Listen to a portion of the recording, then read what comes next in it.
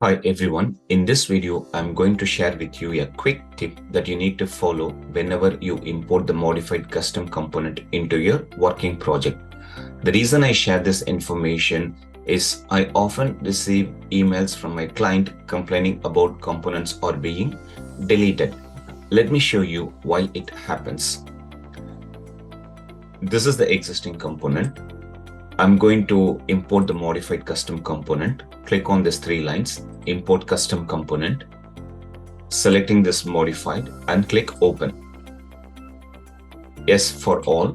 So what happens is that when you bring the modified custom component, it will automatically override the existing.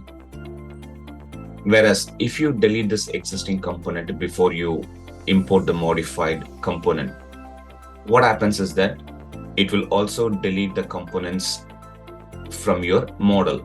Let me just show you. I will explode this component. The reason I exploded because it is no longer component, so that when you delete, it will still retain this one. But this is the component. So I'm just going to select and delete.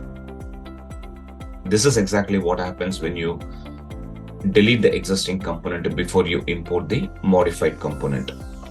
Let me just click undo and then go back. When you double click, it is not going to open the component properties because it is not existing in the project. So I'm going to import again.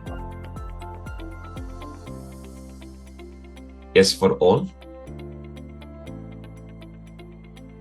Let me just double click. So here you can see. So please remember to follow these instructions whenever you handle the custom components. If you have any specific question about custom component, feel free to get in touch with me, and thank you for watching this video.